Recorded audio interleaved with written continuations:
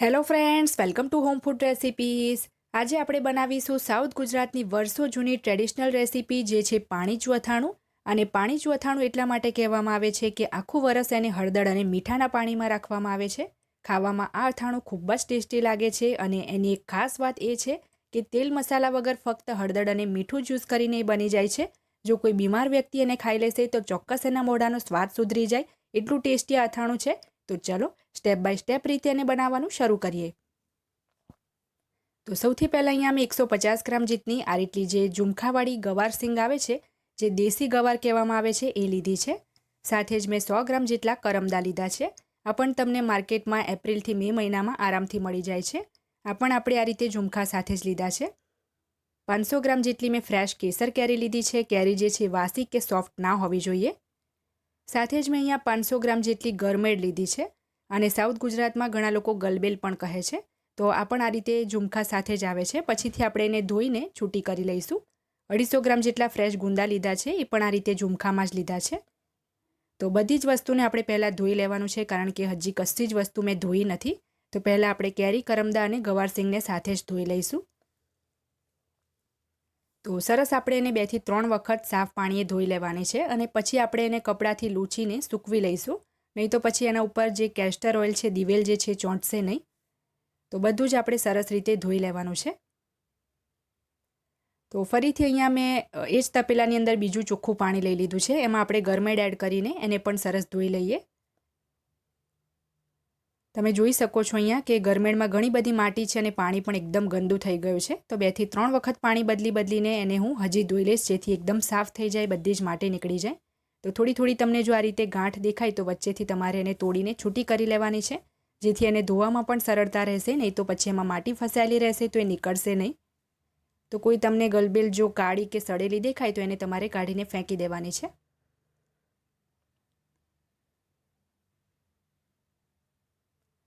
તો અહીંયા તમે જોઈ શકો છો કે ગરમેડને મેં 2 થી 3 વખત ધોઈને સાફ કરી લીધી છે.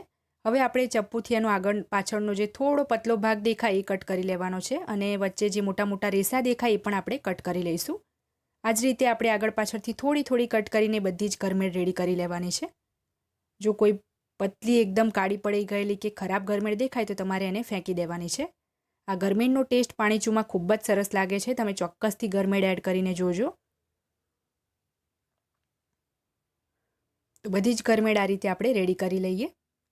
તો અહીંયા તમે જોઈ શકો છો બધી જ ગરમેડ મેં રેડી કરી લીધી છે. હવે આ એકદમ સાફ થઈ ગઈ છે. હવે ગુંદા ધોવા માટે ફરીથી તપેલાની અંદર મેં થોડું પાણી લઈ લીધું છે. એમાં આપણે ગુંદા એડ કરીને એને પણ સરસ ધોઈ લઈએ. આ જે ગુંદા છે એ બંચમાં છે, ઝુમખામાં છે, તો આપણે એને પણ છૂટા કરી લેવાના છે. પણ ધ્યાન રાખવું કે એની જે માથા પર કેપ છે એ કેપ આપણે રહેવા જ દેવાની છે, એને નથી કાઢવાની. બસ આપણે ઝુમખામાંથી એક એક ગુંદાને અલગ કરી લઈએ. જો આ જ રીતે તમારે એને ઝુમખામાં રહેવા દેવા હોય તો પણ તમે રાખી શકો છો, એમાં પણ કોઈ વાંધો નથી. તો જે બધી વસ્તુ આપણે ધોઈ છે અને આપણે ધોયા પછી સૂકવી લેવાની છે, નહીં તો મીઠું અને હળદર જે છે એના પર બરાબર ચોંટશે નહીં. તો હવે આપણે એક વાસણ લઈ લઈશું. એની અંદર આપણે 250 ml વાળા મેઝરિંગ કપથી માપીને 1 કપ અને એની ઉપર 1/4 કપ જેટલું આખું મીઠું એડ કરીશું. 1 કપ મીઠું જો ગ્રામમાં જોશો તો 260 ગ્રામ થાય છે અને 1/4 કપ મીઠું 65 ગ્રામ થાય છે. ટોટલ 325 ગ્રામ આપણે મીઠું લીધું છે. અને આ અથાણામાં મીઠું આ રીતે આખું જ લેવાનું છે, રેગ્યુલર મીઠુંનો એમાં યુઝ નથી થતો. તો મેઝરિંગ સ્પૂનથી જ માપીને આપણે 1 ટેબલ સ્પૂન અને એની પાછળનું હાફ ટેબલ સ્પૂન એટલે કે 1.5 ટેબલ સ્પૂન એમાં હળદર એડ કરી છે. અને 1/3 કપ જેટલું આપણે એમાં એરંડાનું તેલ એટલે કે દિવેલ ઉમેરીશું. કેસ્ટર ઓઇલ જેને કહેવામાં આવે છે, જે ગ્રામમાં આપણે 70 ગ્રામ જેટલું લીધું છે. તો હવે આ બધી જ વસ્તુને આપણે હાથથી જ બરાબર મિક્સ કરી લઈએ. તો સરસ ત્રણેય વસ્તુ મિક્સ થઈ જાય એ પછી આપણે ધોઈને જે કપડાથી સૂકી કરી હતી એ બધી જ સામગ્રી એમાં એડ કરી દેવાની છે. તો પહેલાં અહીંયા આપણે એની અંદર કેરી, કરમદા જે છે એ એડ કરી દઈએ. બધી જ વસ્તુ થોડી થોડી કરીને વારાફરતી એડ કરીશું તો એને કોટ કરવામાં સરળતા રહેશે. અને ધ્યાન રાખવું કે જે કેરીનો આગળવાળો નીચાનો ભાગ છે ત્યાં આપણે સરસ રીતે કોટ કરવાનું છે. એ બિલકુલ પણ કોરું ના રહેવું જોઈએ, નહીં તો પછી એ બગડવાના ચાન્સ રહે છે. તો આ રીતે આજે આપણે બધી જ વસ્તુ મિક્સ કરીને આ પાણીચું બનાવીએ છીએ. જો તમે એકલી કેરીનું બનાવવા માંગો તો પણ બનાવી શકો છો. પણ મેં વિચાર્યું કે સ્ટેપ બાય સ્ટેપ રીતે આ રેસીપી જો તમારી સાથે શેર કરવામાં આવે તો તમે પણ આ પાણીચું સરળતાથી ઘરે બનાવી શકો છો. તો સેમ જ રીતે આપણે ગુવાર સિંગ અને જે ગુંદા છે એને પણ સરસ રીતે હળદર, મીઠા અને દિવેલમાં કોટ કરી લેવાનું છે. તો છેલ્લે આપણે જે ગરમેડ હતી એને પણ એ જ રીતે એડ કરીને કોટ કરી લઈએ. અહીંયા મેઝરમેન્ટ જે છે એકદમ પરફેક્ટ છે. દર વર્ષે હું આ જ મેઝરમેન્ટથી આ પાણીચું બનાવું છું. એકદમ પરફેક્ટ બને છે. કેરી, ગુંદા, ગુવારસિંગ, ગરમેડ અને કરમદા બધું મળીને ટોટલ આપણે 1.5 કિલો જેટલું લીધું છે. તો બધું જ સરસ રીતે મિક્સ કરી લીધા પછી હવે આપણે એક મોટી પ્લાસ્ટિકની જાર લઈ લઈશું. એની અંદર બધું જ આપણે ભરી લેવાનું છે. જે આ રીતે એકદમ મોટી સાઇઝની જાર હોય એવી આપણે યુઝ કરવાની છે. તમે ચાહો તો ચિનાઈ માટીની કે કાચની બરણી પણ લઈ શકો છો. પણ આખું વરસ આપણે એને 2-3 દિવસ પછી હલાવતું રહેવાનું હોય છે. તો ઘણીવાર જો ધ્યાન ના રહે તો એ ફૂટી પણ જાય છે. એટલે આ રીતે પ્લાસ્ટિકની જાર એકદમ બેસ્ટ રહેશે.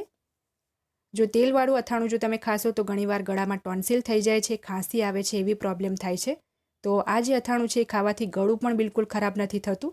તો સિઝનમાં ચોક્કસથી તમે આને બનાવીને રાખી લો. જો મારી આ રીત પ્રમાણે બનાવશું તો એ આખું વરસ ખરાબ નહીં થાય.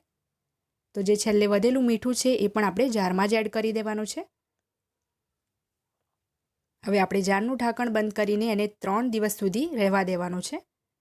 અત્યારે આપણે એમાં પાણી નથી ઉમેરવાનું, પણ દિવસમાં 2 વખત તમારે એને આ રીતે હલાવવાનું નથી ભૂલવાનું. તો જ જે મીઠું છે એ ઓગળશે. તો જ્યારે પણ યાદ આવે તમારે દિવસમાં 2-3 વાર આ રીતે એને હલાવી દેવાનું છે.